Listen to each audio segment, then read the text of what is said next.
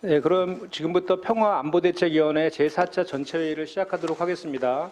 저는 오늘 사회를 맡은 더불어민주당 대변인 김현정입니다. 어제 윤석열 정부는 일본 강제징용 피해자 보상책을 발표했습니다. 일본의 사과는 없었고 일본 기업이 아닌 우리나라 기업이 대신 변제하는 3자 변제 방식을 보면서 분노를 감출 수 없습니다. 초보 수준의 외교, 무엇보다 일본의 저자세 외교로 강제징용 피해자 분들과 우리 국민들께 커다란 실망과 아픔을 또다시 안겨주었습니다. 그래서 오늘 우리 더불어민주당은 외교, 통일, 국방 분야 전문가들을 모시고 현 정부의 강제징용 피해자 해법이 적정한지, 무엇이 문제인지 여러 의견을 듣고자 평화안보대책위원회 제4차 전체회의를 개최하게 됐습니다. 그럼 먼저 외부 전문가를 소개하겠습니다. 김준영 전 국립외교원장님 참석하셨습니다. 남관표 전 일본 대사님 참석하셨습니다. 남기정 서울대 교수님 참석하셨습니다. 양무진 북한대학원 대학교 총장님 참석하셨습니다. 김진양 사단법인 한반도 경제회의 상임의장님 참석하셨습니다. 김동엽 북한대학원 대학교 교수님 참석하셨습니다.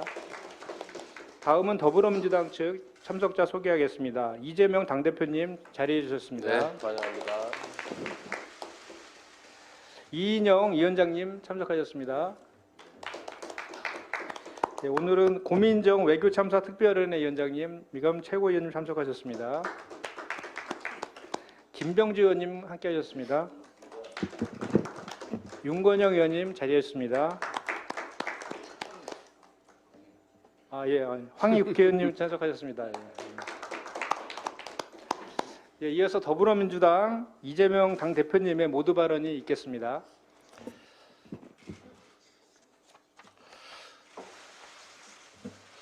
윤석열 정권이 역사의 정의를 저버리고 일본의 머리를 조아렸습니다. 정부가 발표한 강제동원 피해 배상안은 일본의 전쟁 범죄에 면죄부를 주는 최악의 외교적 패착이자 국치입니다. 국가의 자존심을 짓밟고 피해자의 상처를 두 번 헤집는 개묘 늑약과 진배가 없습니다.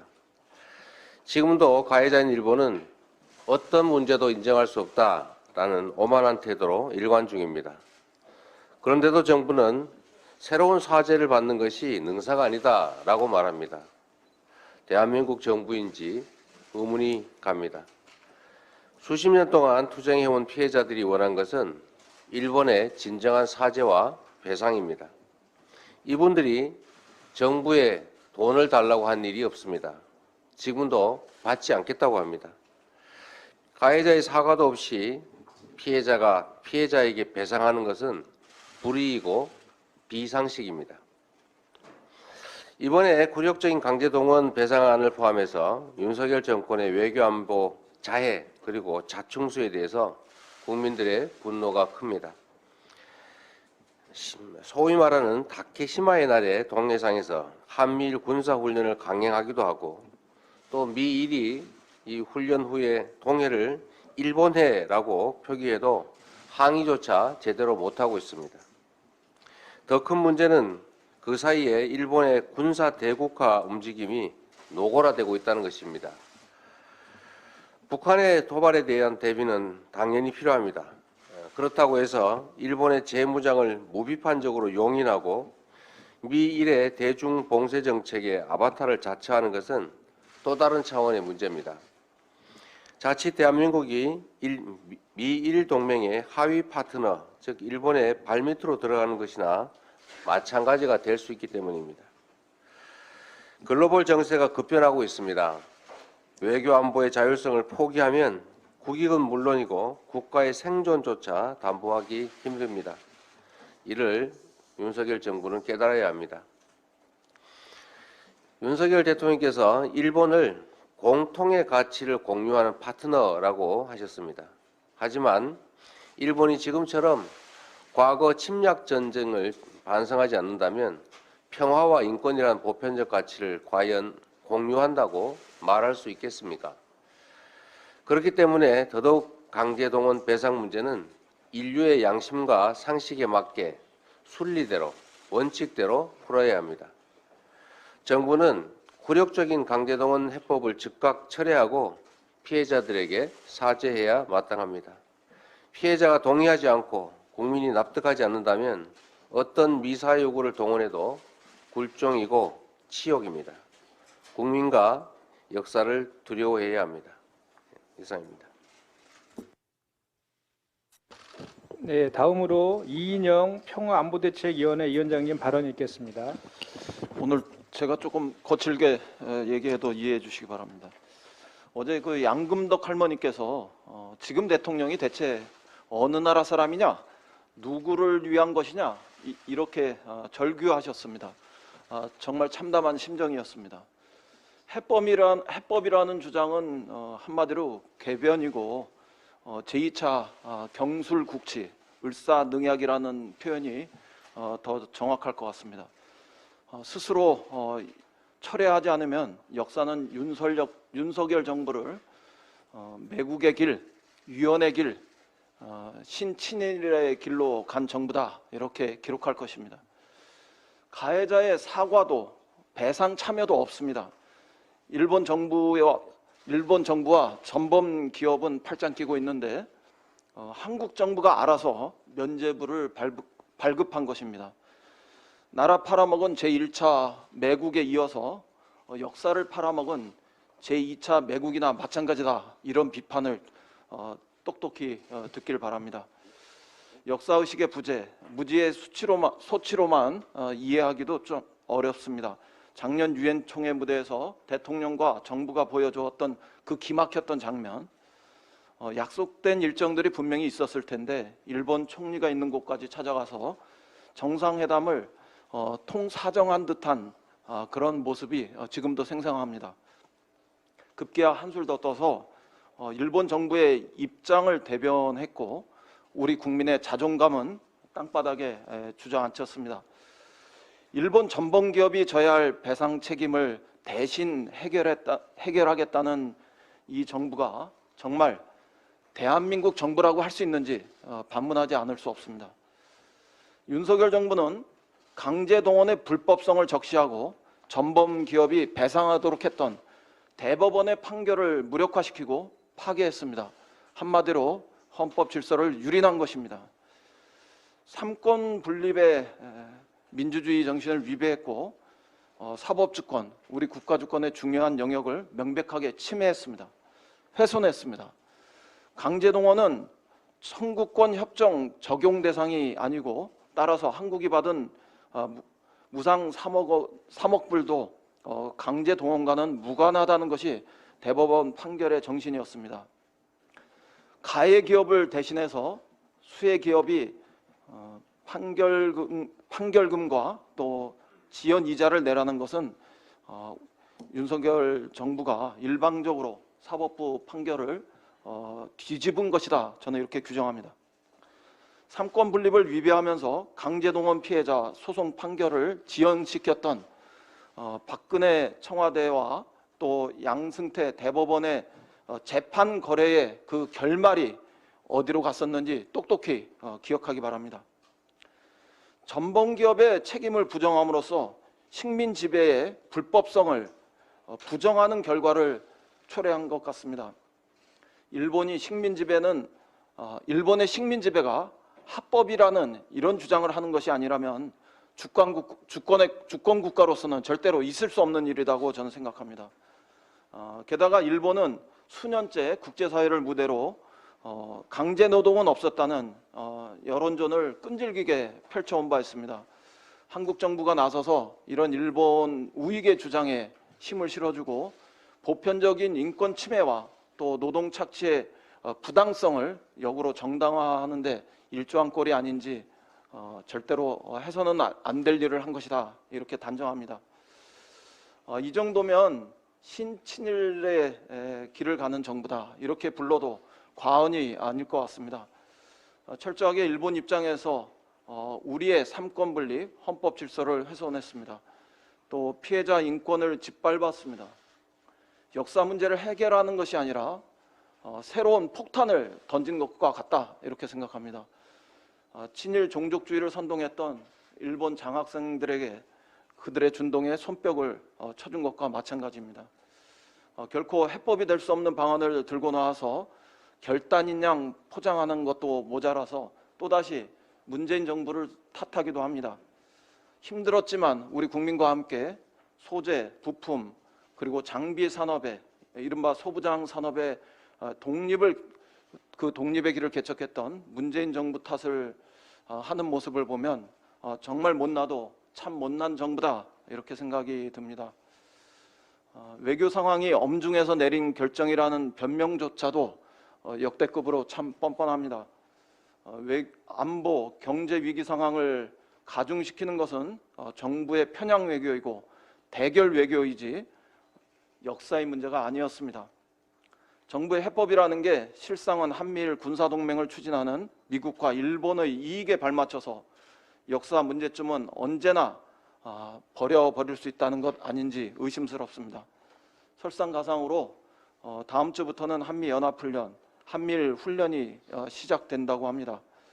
정부가 강제동원 피해자 해법의 정당성을 한치라도 더 주장하고 싶다면 당장 다음 주부터 한반도 정세가 최악의 상황으로 또 긴장으로 치닫는 것을 막기 위해서 어떤 노력을 할 것인지부터 정부는 그 입장을 분명히 밝혀야 할 것입니다. 이상입니다. 네, 다음으로 고민정 외교참사특별위원회 위원장님 발언 있겠습니다. 대한민국 대통령을 찾습니다. 헌법 66조 1항 대통령은 국가의 원수이며 외국에 대하여 국가를 대표한다. 윤 대통령은 3월 6일 어제 외교부의 발표로 대한민국을 대표하기를 거부한 셈입니다. 강제동원과 관련해서 일본 기업의 배상 참여에 얽매이지 마라 라고 지시했다고 합니다. 강제동원 피해자들은 식민지 시대였던 그때나 지금이나 나를 지켜주는 국가는 없다고 생각할 것 같습니다. 그 대목에 대해서는 한 사람의 정치인으로서 죄송하다는 말씀 먼저 드리고 싶습니다.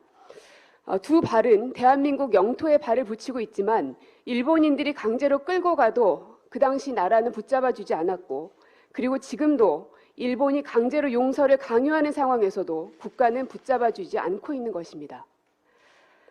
헌법 66조 2항 대통령은 국가의 독립, 영토의 보전, 국가의 계속성과 헌법을 수호할 책무를 진다라고 되어 있습니다. 그러나 어제의 발표로 헌법 체계를 유린한 대통령으로 기록될 것입니다. 대통령은 취임식에서 나는 헌법을 준수하고 국가를 보위하며 대통령으로서의 직책을 성실히 수행할 것을 국민 앞에 엄숙히 선서합니다 라고 선서를 합니다. 하지만 대한민국 대법원과 대한민국 사법체계를 유린한 이 대통령이 헌법을 준수한 것이라고 볼 수 있습니까? 일본 정부로서 해왔던 말을 대한민국 정부가 하고 있는 것 같습니다. 대법원 판결을 정면으로 부인하고 있는 것입니다. 그리고 산자부는 일본의 수출 규제가 풀어지기도 전에 WTO 제소를 중단한다고 밝혔습니다. 굴욕적인 선택입니다. 기억하실지 모르겠지만 순서대로 좀 말씀을 드리면 대법원에 일본 정부가 피해자들에게 배상해야 된다는 판결이 먼저 있었고, 거기에 대해서 일본 정부는 보복적으로 수출 규제 조치를 단행합니다. 그래서 세계의 반도체 핵심 소재를 한국으로 수출하는 것을 막았던 것이죠. 여기에 대해서 이후에 우리 정부는 지소미아, 즉 한일 군사정보보호협정을 중단하게 됩니다. 근데 이 일본 수출 규제 문제만 보면 일본의 보복적인 그 행위에 대해서 우리 정부는 그 당시 9월에 세계무역기구, 즉 WTO에 일본을 제소하게 됩니다. 그런데 지금 이 산업부에 WTO 제소를 중단하겠다라고 밝힌 이것은 앞뒤가 뒤바뀐 것입니다. 순서가 일본 수출 규제가 있었기 때문에 제소를 한 것이니 일본 수출 규제가 풀려야 우리 대한민국의 제소도 철회되는 게 맞지 않겠습니까? 그러나 이 정부는 수출 규제 문제가 풀리기도 전에 먼저 나서서 WTO 제소를 중단하겠다고 밝힌 것입니다. 그러면 그 다음 수순은 지소미아가 남아있는데요. 결국 이 지소미아 중단도 먼저 풀겠다고 대한민국 정부가 밝히지 않을까 라고 다시 상상하게 됩니다. 오늘의 대한민국엔, 그리고 특히나 이 강제동원 피해자들에겐 국민을 보호하고 지켜주는 국가도 없고 대통령도 없어 보입니다. 참담하고 슬픈 날입니다. 네, 이상입니다. 네, 다음으로 이번 정부 대책에 대한 여러 의견들을 우리 외부위원 세 분께 듣도록 하겠습니다. 먼저 남간표 전 일본 대사님 말씀 부탁드립니다.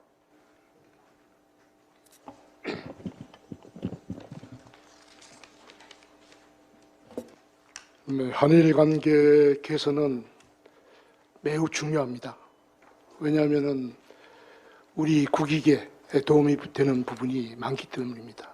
그렇기 때문에 정부도 미래를 위한 결단이라고 하면서 이번 그 해결안을 낸 것으로 알고 있습니다.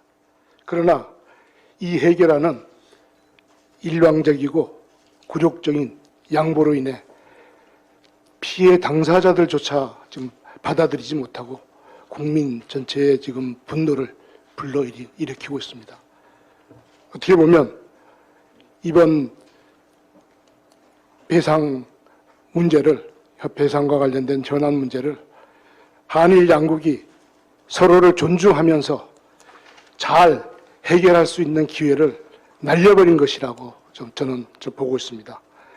현장에서 정말 어렵게 서로의 입장을 주고받으면서 노력해온 저로서는 새삼 좀 낭패감과 정말 절망감을 느끼게 됩니다. 우리 이인영 의원과 고민정 의원님께서 잠시 언급하셨습니다마는 이 대법원 판결과 관련돼서 조금 자세하게 좀 설명을 좀 드렸으면 합니다. 이번 합의안에 가장 간과할 수 없는 문제점은 대법원 판결이 사라졌습니다. 우리 최고법원인 대법원이 내린 판결이 이행이 되든지, 이행을 안 하면은 강제 집행이 되든지, 아니면은 또 양 당사자 간에 그 판결의 결과를 바탕으로 화해를 해서 해결을 함으로써 이 대법원의 판결의 효력이 채워져야 됩니다. 근데 지금 정부가 내놓은 안에는 이 세 가지 어느 것도 없고 완전히 대법원의 판결과는 다른 그런 해결안이 나와 있습니다. 국제법적으로는 외국 정부는 다른 나라의 재판권 수행에 관여할 수 없습니다. 주권 존중의 원칙, 그리고 국내 문제 불간섭 원칙에 따라서 재판의 내용이나 과정에 관여할 수 없습니다. 그러나 그 대신 그렇게 되는 경우에 뭔가 자국민이 보호받아야 될 억울한 사정이 반영되지 않는 경우는 모든 절차를 끝내고 그 끝낸 절차로 인해서 실체적인 손해가 발생했을 경우에는 그 외국 정부가 외교적 보호권을 행사할 수 있습니다. 그렇기 때문에 이 문제는 대법원의 판결이 어떤 형태로든지 이행되는 것이 해결의 출발점이 되어야 됩니다. 그렇지 않으면은 아까 말씀하신 것처럼 재판권은 주권의 중요한 내용입니다. 이 주권이 다른 나라의 정부의 간섭이나 관여에 의해서 제대로 이행되지 않는다면은 그것은 주권이 훼손된 것입니다. 한 세기 전에 우리 주권이 강탈되고 또 한 세기 후에 지금 오늘 이 시점에 우리의 주권이 훼손되고 있는 겁니다. 이 문제는 정말 아까 말씀하셨지만 국제법적인 그런 측면, 또 우리 국내 헌법적인 헌법 질서에 따라서 위헌 여부에 대해서 엄중히 살피지 않고 그냥 넘어가는 경우에는 우리 앞으로 우리 역사에 있어서 아주 큰 상처를 남기는 그런 사안이 되기 때문에 이 부분에 대해서 우리 당에서도 좀 더 포커스를 둬서 좀 대처를 해주셨으면 하는 바람입니다. 여러 가지 전문적인 이야기를 많이 하면은 시간이 많이 걸리기 때문에 간단하게 몇 가지 말씀드리겠습니다. 우리 일본 사람들도 상당히 모르고 있는 것 중에 하나가 우리 정부가 징용공 보상과 관련해서 1975년, 2005년 두 차례에 걸쳐서 16만 명에 달하는 피해자들한테 6억 불 상당의 보상을 이미 다 했습니다. 그리고 우리 정부는 그거로서 일단 이 문제를 해결된 것으로 입장을 취했다는 것이 우리 대법원의 판결에 그 시효의 제척기간 판단에도 나옵니다. 그렇지만은 이 피고인분들은 우리 정부가 개인의 배상 청구권이 있다는 것이 일관된 입장, 우리 정부의 입장이고, 그 일본 정부는 이 협정이 배상에 관한 것이 절대로 아닌 걸 명백히 하고, 그 청구권 자금이 독립축하금이지 배상금이 아니라는 것을 명백히 하고, 또 양국 간의 그 합의 의사록이 있는 8개항에 배상이 아닌 보상만 언급됐다는 점을 지적을 했기 때문에 우리 대법원은 대법원으로서 그러한 그 요소에 입각해서 법적인 판단을 할 수밖에 없는 것입니다. 이것을 우리 사회 일부 내에서 우리 대법원이 사법 자제를 안 했다, 우리 대법원의 판결이 과거를 뒤엎는 것이다 이렇게 하는데, 이것은 그거와는 별개의 문제입니다. 우리 대법원은 대법원으로서의 그런 그 법적인 판단을 한 것입니다. 그렇기 때문에 아까도 말씀드린 바와 같이 이 대법원의 판결은 어떤 세 가지 중에 어떤 형식이든지 이행이 되고 난 후에는 양국 간의 이 문제에 대해서 입장이 완전히 다릅니다. 또 그동안에 여러 가지 해결책이라고 나온 게 있기 때문에 이것을 지금 현 시점에서 이 다른 입장을 갖게 만들거나 뭔가 동의를 할 수 없기 때문에 그로 인한 양국 관계의 훼손을 막기 위해서 정치적인 타결책을 마련을 해야 되는 겁니다. 그것이 이 문제의 해결의 순서입니다. 그런 면에서 여러 가지 하여튼 저로서는 많은 아쉬움이 남는 해결안이고, 미국 정부에서도 해결 환영한다는 그런 성명도 발표됐습니다만은 미국 정부로서도 이렇게 뭔가 우리 피해자조차도 받아들이지 못하는 이 정말 앞으로 문제가 터질 수밖에 없는 이런 미봉책으로 현재의 문제를 미래로 돌릴 것이 아니라 정말로 진정한 한미일 간의 협력을 원하고 한국과 미국 간의 개선된 관계를 바란다면 정말로 양국의 우선은 피해자들이 납득할 수 있고 양국 국민이 받아들일 수 있는 그런 해결안이 제시되어야 된다고 생각합니다.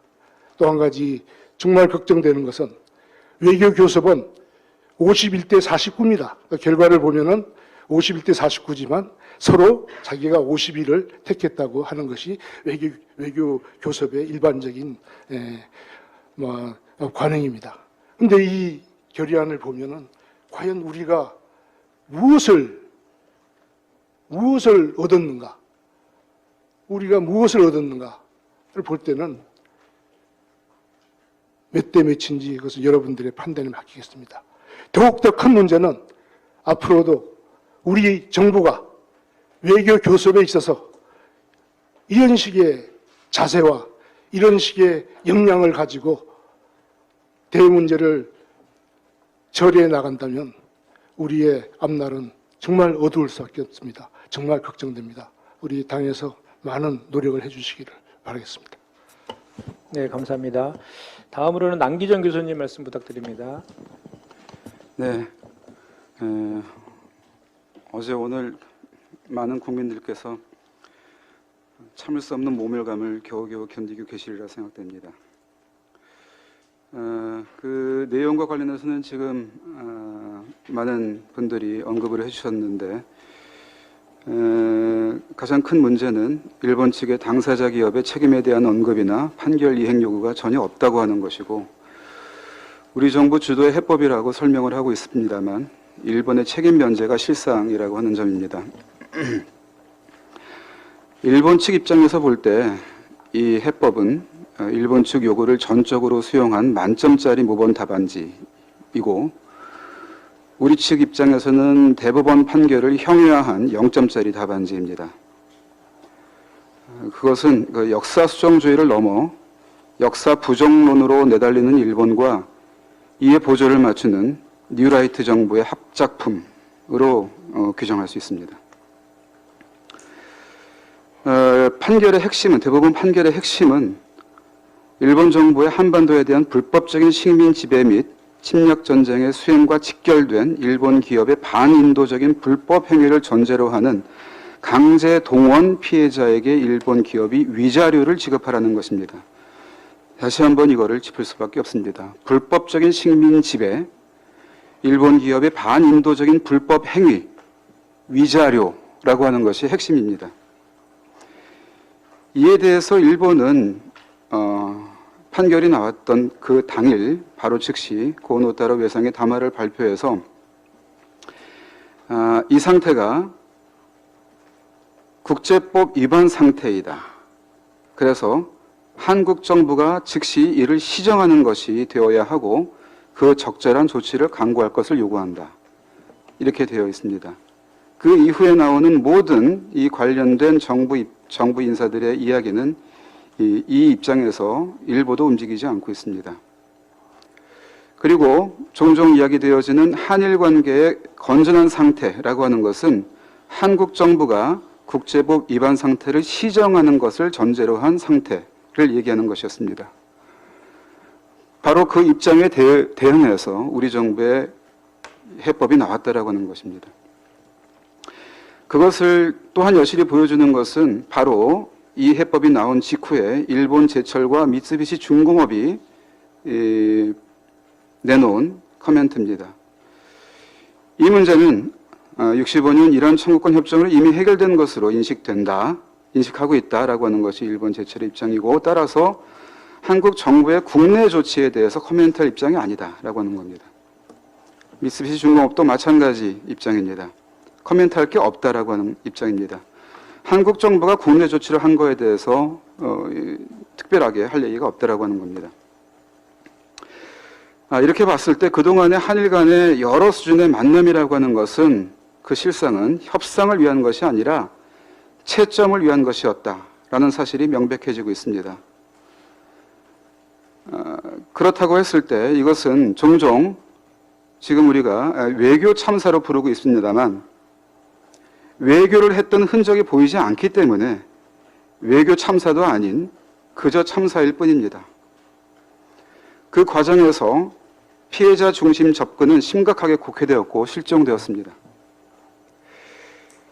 그 내용은 윤 대통령 스스로 문제 해법으로 제시했던 그랜드 바겐에도 미치지 못하는 내용이 되었습니다.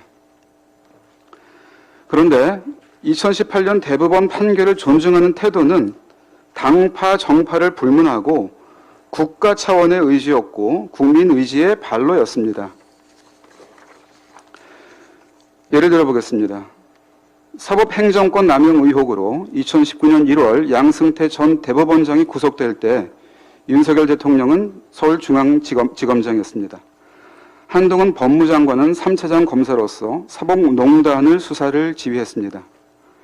윤석열 대통령과 한동훈 법무장관은 그 누구보다도 대법원 판결을 존중하고 그에 따른 해결을 관철시키는 데 책임감을 가져야 마땅합니다. 현 집권 여당의 전신인 자유한국당은 2018년 10월 30일 대법원 판결이 나오자 이를 환영하는 논평을 발표한 바 있습니다.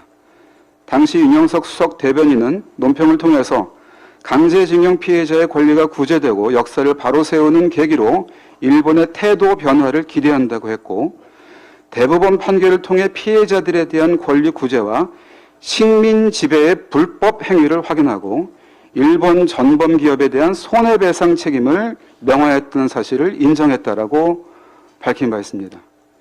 문재인 정부의 1+1 안을 보완하는 다양한 안들이 제시되는 가운데 당시 야당이던 자유한국당의 나경원 원내대표와 바른미래당의 하태경 의원이 내놓은 2+1 또는 2+2 안에는 일본 피고 기업의 책임을 묻는 내용이 포함되어 있었습니다. 적어도 그것이 기본이었습니다.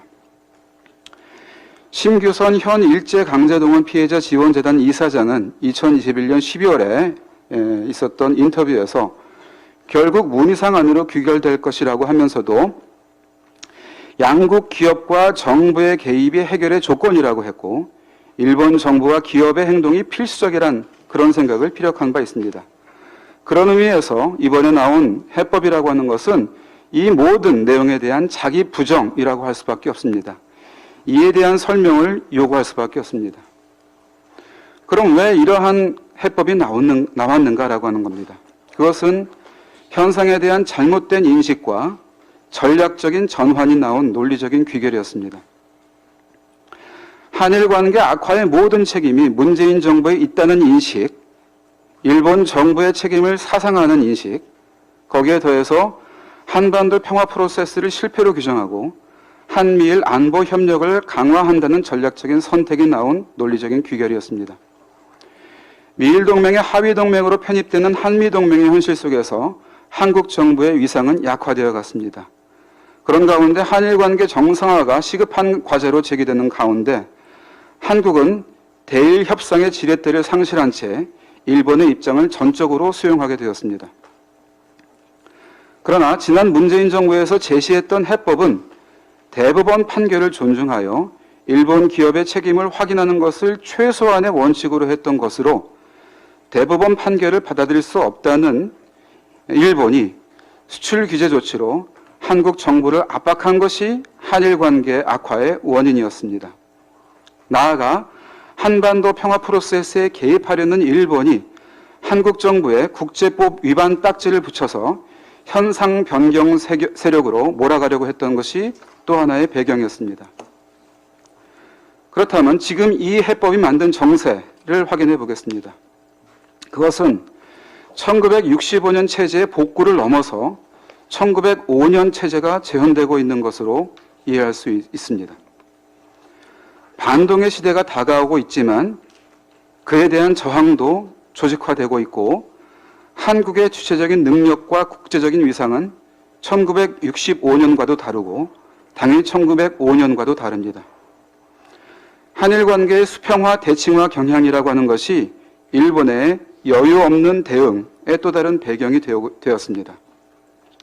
따라서 이번 해법은 1965년 체제의 종언의 또 다른 개시점으로 기록될 것입니다. 1965년 체제 극복을 위한 여정의 끝이 아닌 진정한 시작이 될 것입니다.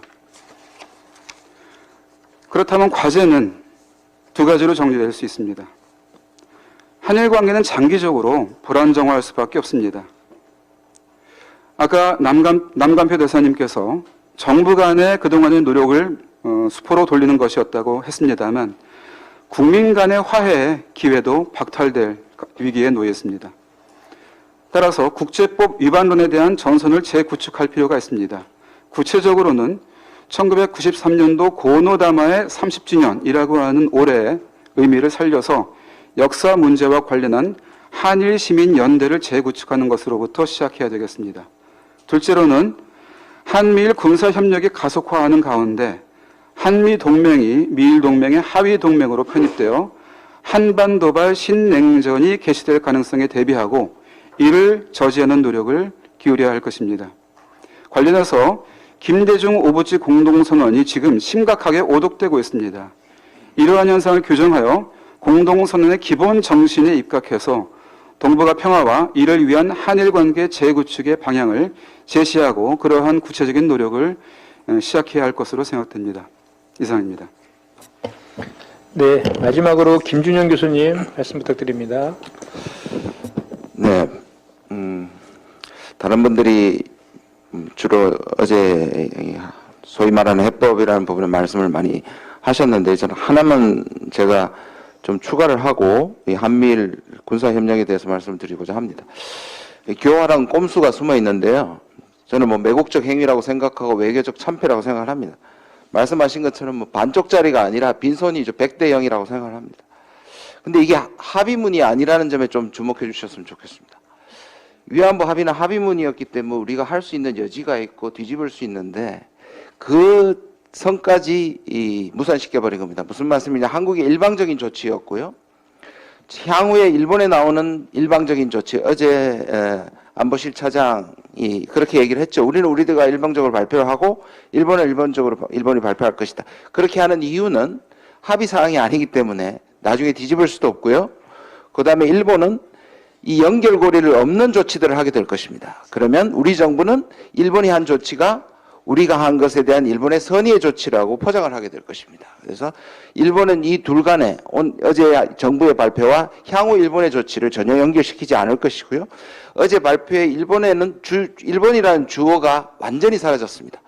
자발적 기업의 자발적 모금이라는 부분조차도 빼버렸습니다. 본론으로 돌아와 가지고요. 미국이 한국에게 원하는 것은 두 가지입니다. 이게 지금 점점 현실화되고 있는데, 하나는 경제동맹이라는 이름으로 한국의 제조, 특히 바이오와 배터리와 반도체에서 한국의 경쟁력을 이용해서 미국이 이것을, 미국의 제조업 경쟁력을 회복시키고 있습니다. IRA 조치를 회복시키기는커녕 최근에 나온 반도체 법안은 역시 한국의 뒤통수를 칠 가능성이 굉장히 많습니다. 두 번째는 바로 한미일 유사동맹의 실질화입니다. 이게 미국의 전략적 목적입니다. 이건 생소한 게 아닙니다. 1980년대 레이건이 전두환과 낙하소내를 부추겨서 만들려고 했다가 실패했고요. 2001년 부시 대통령이 고이즈미 부추겨서 했지만 노무현 대통령이 저항했습니다. 이제는 바이든 정부, 그것도 민주당 정부가 3자 동맹을 만들려고 하고 있고, 기시다와 윤이 적극적으로 미국은 수건을 풀 수 있는, 여러분 보셨겠지만 거의 실시간으로 미국의 환영사가 나왔던 것들 보면, 그리고 저는 토니 블링컨의 성명, 국무부의 다른 성명에서 핵심이 있다고 봅니다. 이렇게 나와 있습니다. 이게 바로 내가 다른 국무부 고위 동료들과 함께 이 중차대한 협력 관계에 그 많은 시간을 들이고 집중한 까닭이다. 자기 입으로 그대로 얘기를 하고, 배후에 미국이 있다는 겁니다. 안타까운 것은 그간에 그래도 과거사나 위안부나 인권 문제에 그래도 양심을 가지고 있었던 미국의 민주당 정부가 과거에는 부시나 레이건의 극우 정부였다면 모르겠는데, 미국이 역시 이런 부분에서의 민주당의, 저는 실망하는 부분에서 우리가 분명히 목소리를 내야 된다고 생각을 합니다.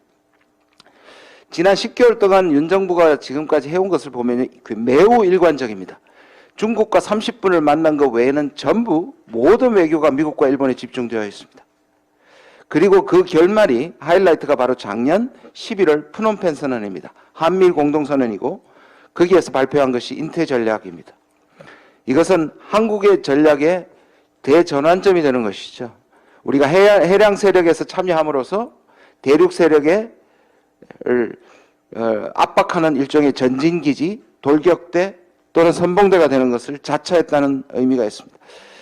저는 지난번에도 말씀을 드렸는데, 프놈펜 선언과 이 인태 전략을 할 때 그 당시에 기자들도 대동하지 않았고요. 보도자료만 냈습니다.